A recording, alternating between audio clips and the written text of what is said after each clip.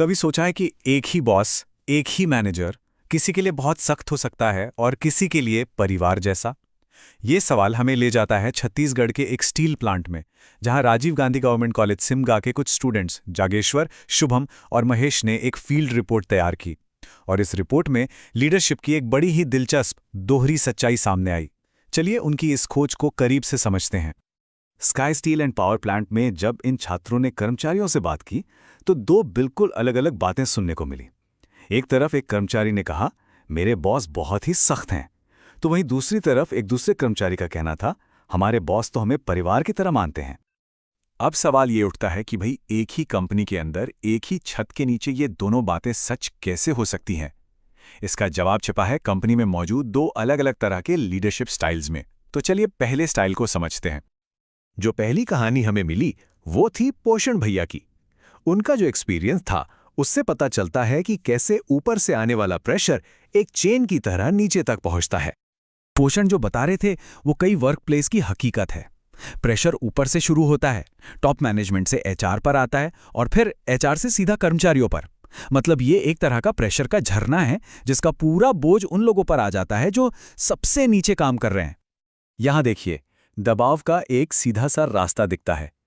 Top management ने target set किए, HR department ने उस टारगेट को पूरा करवाने का दबाव बनाया, लाइन बॉस ने उस दबाव में आकर नियम सख्त कर दिए और आखिर में सारा का सारा असर कर्मचारी पर पड़ा।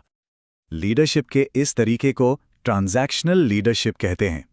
यहां रिश्ता बड़ा सीधा साधा, लेन देन वाला होता है। अच्छा काम किया तो इनाम मिलेगा, गलती की तो सजा।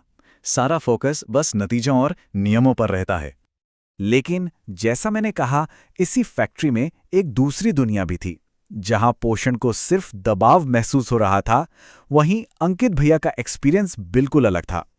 एक ऐसा माहौल जो मोटिवेशन और अपनेपन पर टिका था। अंकित की कहानी मोटिवेशन की है, अपनेपन की है। उन्होंने बताया कि उनके बॉस सिर्फ बोनस से ही नहीं बल्कि अपनी बातों से, एनकरेजमेंट से भी हौसला बढ़ाते हैं। उन्हें यह महसूस कराया जाता है कि हम सब एक परिवार हैं और हमें मिलकर अपने लक्ष्य को हासिल करना है। तो अंकित का एक्सपीरियंस इतना अच्छा क्यों था? इसके पीछे कई कारण थे। एक तो उन्हें अपनी पसंद का काम मिला था, हाफ डे लेने के लिए ज्यादा भागदौड़ नहीं करनी पड़ती थी और सबसे जरूरी, उन्हें बोनस और तारीफ दोनों से मोटिवेट किया जाता था। माहौल ही पूरा सपोर्टिव था। और लीडरशिप के स्टाइल को कहते हैं ट्रांसफॉर्मेशनल लीडरशिप। इसका मकसद सिर्फ काम पूरा करवाना नहीं होता, बल्कि कर्मचारियों को इतना प्रेरित करना होता है कि वो खुद से आगे बढ़कर नए आइडियाज लाएं, बदलाव लाएं। ये स्टाइल भरोसे, सम्मान और एक साझे सपने पर टिका होता है। अच्छा, तो जब एक ही जगह पर दबाव भी है और प्रेरणा भी, तो वहां का ओवरऑल माहौल कैसा होगा? स्टूडेंट्स ने पाया कि कर्मचारियों का अपने बॉस के प्रति रवैया भी काफी मिला जुला था। कंपनी का कल्चर असल में इन दोनों का एक मिक्सचर था। ज्यादातर कर्मचारी अपने बॉस की इज्जत करते थे। कुछ लोग ऐसे भी थे जो खुलकर अपने आइडियाज शेयर कर पाते थे। लेकिन हाँ, एक छोटा ग्रुप ऐसा भी था जो डर की वजह से सिर्फ आदेश मानता था। रोज के बर्ताव के अलावा कंपनी में कुछ और बातें भी थीं, जैसे ओवरटाइम करने पर एक्स्ट्रा पैसा मिलता था और ज्यादा समय तक काम करने पर प्रमोशन की भी उम्मीद थी। ये दिखाता है कि ट्रांजैक्शनल तरीके भी कंपनी की वर्किंग का एक जरूरी हिस्सा थे। तो इन दोनों सच्चाइयों को एक साथ रखकर हम आखिर क्या सीख सकते हैं? लीडरशिप का असली मतलब क्या है? जब हम इन दोनों स्टाइल्स को आमने सामने रखकर देखते हैं ना, तो स्काई स्टील के अंदर की दो अलग अलग दुनियाएं बिल्कुल साफ हो जाती हैं। एक तरफ है टारगेट, दबाव और सख्ती, तो दूसरी तरफ है मोटिवेशन, अपनापन और तारीफ। तो यहां सबसे बड़ी बात जो समझने वाली है वो ये है कि कोई भी कंपनी अंदर से एक जैसी नहीं होती।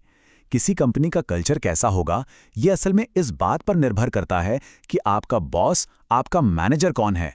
एक ही ऑफिस में दो लोगों का एक्सपीरियंस जमीन आसमान का हो सकता है। और ये पूरी कहानी हमें एक आखिरी सवाल पे लाकर छोड़ देती है। आज की दुनिया में जहां हमें एफिशिएंसी भी चाहिए और इनोवेशन भी, तो भविष्य के लिए एक मजबूत और कामयाब कंपनी बनाने के लिए लीडरशिप का सही बैलेंस आखिर क्या होना चाहिए?